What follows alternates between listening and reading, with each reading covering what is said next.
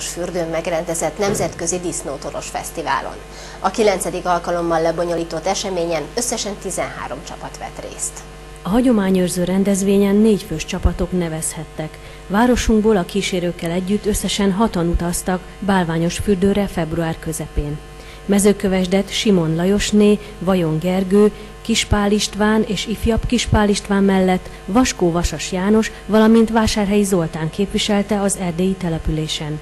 A színvonalas versenyen egy körülbelül 120 kilós hízót kellett feldolgozniuk a résztvevőknek, de egy sertésen 2 csapat osztozott. Miután közösen levágták, megperzselték és kettévágták a sertést, külön folytatták a feldolgozását. Minden csapat egy-egy fél hízót feldolgozott a helyi, ahonnan jöttek helyi szokásoknak megfelelő ízeket, különböző hústermékeket készítettünk.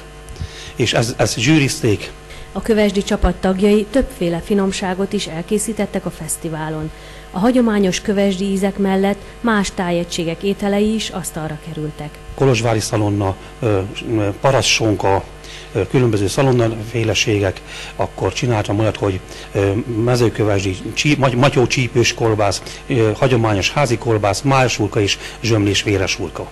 A fesztiválon zömében Erdélyből érkezett csapatok vettek részt. Magyarországról összesen 3 település csapata indult, így Mezőkövesd mellett Keszthely és Gádoros képviselte hazánkat. Volt egy külön lekerített rész, ahol a fesztivál folyt, a feldolgozás folyt, rengeteg néző volt, busszal érkeztek, ment folyamatosan a munka, közben a nézőseregből kérdezgettek, kínálgattuk őket, mert csak vittünk jó kis házi pálinkát, bort, és kérdezgettek, és akkor válaszoltunk, amire tudtunk, és szóval nagyon érdeklődés volt.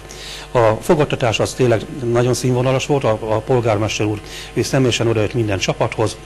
A helyi Román tévével is készült interjú, ők is minden csapathoz odamentek, egy pár szóval elmondtuk, hogy hát melyik csapat honnan jött, mi a jellegzetessége ennek a környéknek.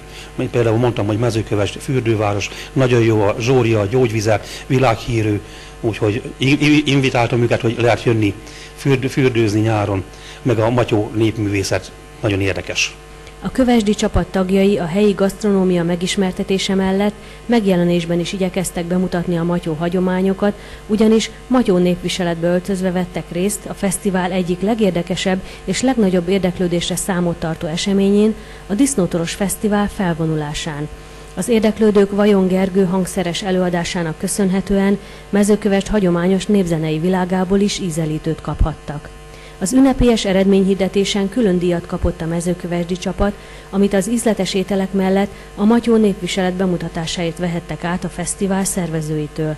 A csapat tagjai felejthetetlen élményekkel gazdagodva tértek haza, és a tervek szerint jövőre is részt vesznek a fesztiválon.